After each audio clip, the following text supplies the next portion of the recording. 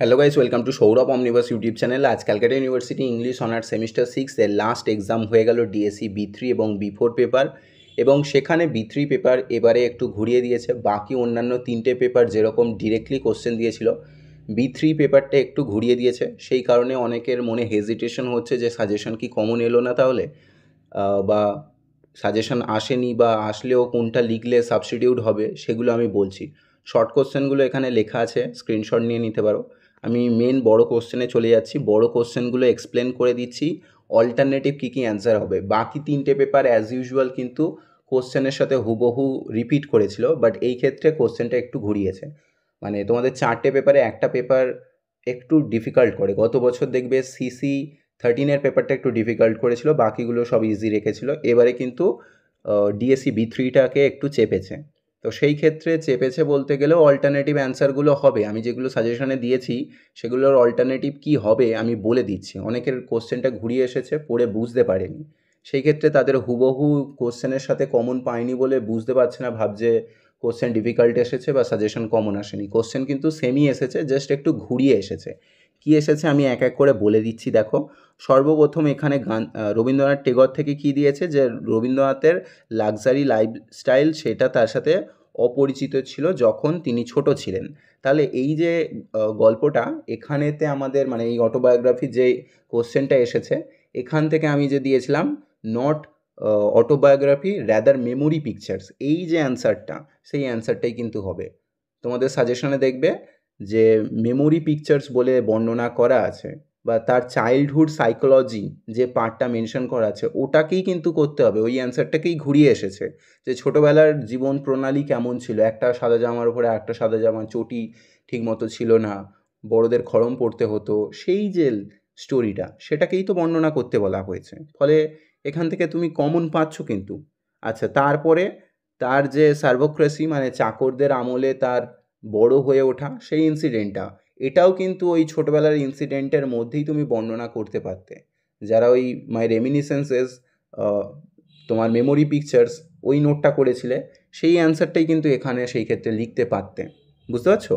সেই অ্যান্সারটাই কিন্তু এই ক্ষেত্রে লেখা যাবে। শ্যাম চাকরের আন্ডারেতে তার যে সীতার গণ্ডি বানিয়ে রেখে দেওয়া হতো, এই ঘটনাগুলোকেই বর্ণনা করতে বলা হয়েছে। ফলে সাজেশন কমন আসেনি এটা বলার আগে একটু জেনে বা বুঝে কমেন্ট করো, কেন বাকি তিনটে পেপার হুবহু কমন পেয়েছো। সেই ক্ষেত্রে এইটা আমি বানাচ্ছি এই কারণেই, কিছুজন অলরেডি কমেন্ট করা, নেগেটিভ কমেন্ট করা শুরু করে দিয়েছে। একটুখানি কোশ্চেন ঘুরিয়ে এসেছে, তো সেই ক্ষেত্রে নেগেটিভ কমেন্ট শুরু হয়ে গেছে। বাকি তিনটে পেপারের হুবহু কমন এলো, সেই ক্ষেত্রে তাদের কোনো ফিডব্যাক পাওয়া যায়নি, বাট একটা কোশ্চেনের কিছু একটু সামান্য ঘুরিয়ে দিয়েছে, সেই ক্ষেত্রে তাদের কমেন্ট শুরু হয়ে গেছে। এটাই হচ্ছে সমস্যা তোমাদের। আজকে সামান্য এই বিষয়গুলো একটু কোশ্চেন ঘুরিয়ে দিলে সমস্যাগুলো ফেস করতে পারছো না। আগামী দিনে অনেক অবস্টাকেল ফেস করতে হবে, বা মাস্টার্স করবে, সেই ক্ষেত্রে আমি তো সাজেশন মাস্টার্সের করি না, করব বলেছিলাম, একজন এসে কমেন্ট করলো যে মাস্টার্সের সাজেশন দিও না, কেননা কমন আসেনি। এতদিন ধরে 6টা সেমিস্টার ধরে পড়ছো, যারা প্রথম থেকে ফলো করছো, বা তোমাদের সাপ্লিরও সাজেশন দিয়ে দিয়েছিলাম। লাস্ট যে সাপ্লিগুলো হলো 5th সেমিস্টারের বা 3rd সেমিস্টারের, বা 1st সেমিস্টারে সাপ্লি দিয়েছো, সেখানে কি কমন আসেনি, বা বাকি সেমিস্টারগুলো? সেই ক্ষেত্রে একটু কমেন্ট করার আগে, নেগেটিভ কমেন্ট করার আগে আমি কি বলছি সেগুলো একটু বুঝে নাও, অল্টারনেটিভ কী কী অ্যান্সার হতে পারে। আচ্ছা, এখানে দিয়েছে যে তোমার কীরকমভাবে প্রস্টিটিউশনে সে এন্টার করছে বা তার সিচুয়েশন, এটা হচ্ছে বিনোদিনী দাসীর লাইফ স্ট্রাগলটাকেই বলতে বলা হয়েছে। আমি যে 19th century Bengali women, the condition of Bengali women in Binodini Dasi's time, এই যে অ্যান্সারটা দিয়েছিলাম, বা বিনোদিনী দাসী থিয়েটার জগতে এন্টার করা, গুরমুখ রায় মুসাদিরের সাথে তার এক্সট্রা ম্যারিচুয়াল রিলেশনশিপ, এই ঘটনাগুলোই বর্ণনা করতে বলা হয়েছে। তো যারা ওই বিনোদিনী দাসীর অবস্ট্রাকেল বা লাইফ স্ট্রাগল করেছিল, ওটাই কিন্তু এসেছে। আর একইভাবে সেকেন্ড কোশ্চেনটা কি এসেছিল, বিনোদিনী দাসীর অভিজ্ঞতাটা during the tour in the West. এই ক্ষেত্রে এই কোশ্চেনটা নতুন অ্যাড করেছে, এটা আমিও বলবো যে এটা নতুন কোশ্চেন অ্যাড করা হয়েছে, এটা কিন্তু এর আগে ছিল না। ঠিক আছে? সেই ক্ষেত্রে নতুন কোশ্চেন এটা অ্যাড অন হয়েছে। এটার বলতে গেলে পুরোপুরি ডিফারেন্ট কোশ্চেন, তবে বাকি আগের দুটো রেমিনিসেন্সের সেম, এটাও কিন্তু সেম। ফলে একটা তো কমন পেয়ে যাচ্ছ সেই ক্ষেত্রে। আচ্ছা, তারপরে এখান থেকে কি এসেছিল দেখো, গান্ধীজি থেকে এসেছিল গান্ধীজির বর্ণনা, role as a husband in his autobiography. তো এখানে আরেকটা কি এসেছিল, ট্র্যাজেডি, মানে বাবার মৃত্যু, এবং তার সাথে তার বন্ধুর সাথে গিয়ে যে মাংস খাওয়া, স্মোক করা, সেই ইনসিডেন্টগুলোই কিন্তু বর্ণনা করতে বলেছে। যে how did the relationship help from his spirit as a reform. ফলে এখানে যারা ওই কনস্ট্যান্ট সার্চ ফর ট্রুথ এই অ্যান্সারটা বর্ণনা করেছেন, কনস্ট্যান্ট সার্চ ফর ট্রুথের মধ্যেও কিন্তু এই ঘটনাগুলোই বর্ণনা হবে। এই কোশ্চেনের মধ্যে কনস্ট্যান্ট সার্চ ফর ট্রুথের মধ্যে কেন তার কনস্ট্যান্ট সার্চ ফর ট্রুথ এলো, সেখানে তিনি তার ভুলগুলোকে রিভিল করেছেন বলেন, এক্সপোজ করেছেন বলেন, কনফেস করেছেন বলেই, তবেই তো সেই কারণেই তো তার লাইফটাকে তিনি এরকম ট্র্যাজেডি বর্ণনা করেছেন। ট্র্যাজেডি কোন পার্টে বর্ণনা করেছেন? বাবার মৃত্যুর মুমেন্টটায়।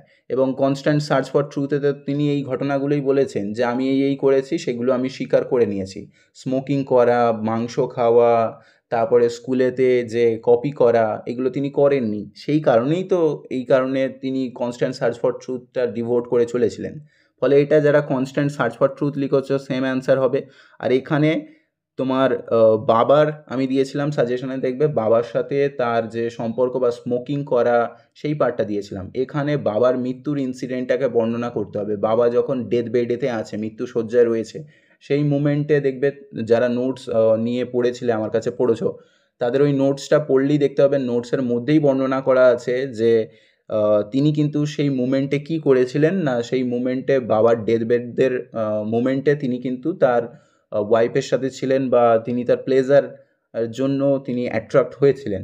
সেই যে মুমেন্টটা, সেই মুমেন্টটাকেই বর্ণনা করতে বলেছে।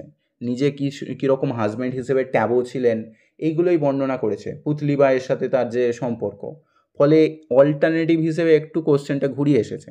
আচ্ছা, নিরাশি চৌধুরী থেকে হুবহু কিশোরগঞ্জ এসেছে, এটা তো ছিল। আশা করি এটা তো বলবে না যে আসেনি, এটা ঘুরিয়ে এসেছে। এটা তো ডিরেক্টলি হুবহু দিয়েছে কিশোরগঞ্জ। আর হ্যাঁ, সেকেন্ড কোশ্চেনটা যে শিলং, এটা কিন্তু নতুন অ্যাড করেছে। ফলে একটা দুটো করে কোশ্চেন, মানে একটা করে কোশ্চেন অল্টারনেটিভ একটু ঘুরিয়ে ঘুরিয়ে দিয়েছে, বাকি একটা করে কিন্তু লেখা যায়। কিশোরগঞ্জ এটা থেকে লেখা যেত, এখানে সেকেন্ডটা লেখা যেত, এটার ক্ষেত্রে এটা বিনোদিনীর লেখা যেত। ফলে কোশ্চেন একটু সামান্য ঘুরিয়ে দিয়েছে। রিজন হচ্ছে নাম্বারটা তাদেরও সেই ক্ষেত্রে মেনটেন করতে হয়, এবং 4টে পেপারের মধ্যে একটা পেপার একটু চেপে দেয়। গত বছর সিসি 13টা চেপেছিল, এবছরে সিসি 13, 14, ডিএসসি A3, A4 সবই ইজি করেছে। এই পেপারটা জাস্ট একটু তোমাদের সামান্য চেপেছে, তার জন্য প্যানিক হয়ে যাচ্ছ, ভয় পেয়ে যাচ্ছ, বা ভাবছো যে সাপ্লি এসে যাবে। এরকম ভয় পাওয়ার কিছুই নেই। আর কোশ্চেন একটু সামান্য ডিফিকাল্ট, একটু সামান্য ঘুরিয়ে যদি দেয়, তার জন্য এরকমভাবে নেগেটিভ কমেন্ট করার কোনো প্রয়োজন নেই। সেক্ষেত্রে আমি ইউটিউবে পাবলিক প্ল্যাটফর্মেতেই দিই, যাতে সকলে ফলো করতে পারে। সেখানে তুমি ফলো করতেও পারো, নাও করতে পারো। আমি তো এটা পেড হিসেবে তো দিচ্ছি না, যেইগুলো আমি পেড আকারে দিয়ে রেখেছি, তুমি আমার থেকে কিনে নিয়ে তোমার টাকা নষ্ট হয়েছে। এবং এতটা পার্টিকুলার কনসাইজ করে এরকম সাজেশন কিন্তু তুমি কোথাও পাবে না। সেই ক্ষেত্রে একটা কোশ্চেন যদি একটু ঘুরিয়ে আসে, এরকম ধরনের ভয় পাওয়ার কিছু নেই। কিছু কিছু মোমেন্ট আসবে এরকম কোশ্চেন ঘুরিয়ে আসতে পারে, বাট তোমার যদি পড়া থাকে, বা যারা আমার ব্যাচে পড়েছিল তারা জানবে যে কী কী অল্টারনেটিভ হতে পারে, বা নোটস যারা নিয়েছিল, নোটস নিয়ে পড়েছে, তারাও পড়লে বুঝতে পারবে নোটসের মধ্যে এগুলো বর্ণনা করাই আছে। ফলে সামান্য একটু কোশ্চেন ঘুরিয়েছে, এর জন্য কোনো কিছু ভয় পাওয়ার ব্যাপার নেই। কোশ্চেন তোমাদের বলেইছিলাম যে এবারে পরীক্ষা আগে হচ্ছে, তার জন্য কোশ্চেন ঘুরিয়ে আসবে না, ইজি দিয়ে দেবে। সেই ক্ষেত্রে সব কোশ্চেনগুলো ইজি, হুবহু 3টে পেপার দিয়েছে, একটা পেপার জাস্ট একটু ঘুরিয়েছে, একটু নতুন কিছু অ্যাড অন করেছে। তার জন্য কিন্তু এরকম প্যানিক হওয়ার বা ভয় পাওয়ার কিছুই নেই। আশা রাখছি সেই ব্যাপারগুলো বুঝবে। ঠিক আছে? তারপরেও যাদের কোনো সমস্যা আছে জানাতে পারো, কমেন্ট বক্সে জানাতে পারো। তোমাদের রিভিউয়ের জন্য কমেন্ট বক্স রেখে দিয়েছি, সেটা তোমরা তোমাদের ওপিনিয়ন জানাও। আর আজকে সন্ধেবেলা আমি লাইভ একটা ক্লাস করাবো, লাইভ ক্লাসেতে, যেখানে তোমাদের ইন ফিউচার মাস্টার্স রিলেটেড বা কম্পিটিটিভ এক্সাম রিলেটেড বা আরও অন্যান্য কোন কোন কোর্স করা যায় সেই বিষয় নিয়ে আলোচনা করব।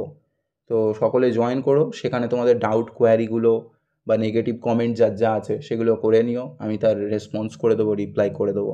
ঠিক আছে? এইটাই খারাপ লাগে যে এতদিন ধরে এত সেমিস্টার হুবহু কমন আসছে, সেগুলোর জন্য তারা কোনো কমেন্ট করেনি। যেই একটা যখন কোনো সামান্য কিছু হবে, সেটা এসে কিন্তু ভরে ভরে কমেন্ট আসে। এটাই খারাপ লাগে। যাক, এটাই মানে পুরস্কার, এটাই রিওয়ার্ড, যে তুমি যতই ভালো কাজ করো, একটা তোমার সামান্য যদি কোনো কারণে একটু ঘুরিয়ে দেয়, বুঝতে না পারে, তার জন্য কিন্তু তোমার ভুলগুলোকে এমনভাবে দেখানো হবে সেটাই যেন বিশাল বড় ব্লান্ডার। বাট এখানে কিন্তু যারা ওই অল্টারনেটিভগুলো একটু বুঝেছিলে, কোশ্চেনটা পড়ে বুঝতে পেরেছো বা টেক্সটগুলো মোটামুটি ভালো করে ডিটেলে পড়েছিলে, ইউটিউবে তো তুমি আর অন্য কোনো ক্লাস পাবে না যেগুলো এত ডিটেলে এরকমভাবে আলোচনা করা হয়েছে। আমি ইভেন নিরাশি চৌধুরীটা ভিডিও করতে পারিনি বলে পেড ব্যাচটাকে আমি ইউটিউবে পাবলিক করে দিলাম। আর অন্য কোনো টিচার কখনো করেছেন দেখেছো যে এরকম ইউটিউবে পাবলিক প্ল্যাটফর্মেতে এত কিছু ওপেন করে দিয়েছে, এত তোমাদের প্রত্যেকটা সিলেবাসের প্রত্যেকটা টপিক ক্লাসগুলো আলোচনা করে রেখে দিয়েছে? তোমাদের 4টে টপিক ছিল, 4টেই ইন ডিটেলে আলোচনা করা আছে। তাহলে সেই ক্ষেত্রে এইগুলো তোমরা বোঝো না, এইগুলো দেখো না যে কি কতটা পড়াচ্ছে, কতটা এফোর্ট দিচ্ছে। বাট যখন কোনো কোশ্চেন একটা কিছু হয়নি, ব্যাস নেগেটিভ কমেন্ট শুরু। যাক, এটাই বলার ছিল। Best of luck, by.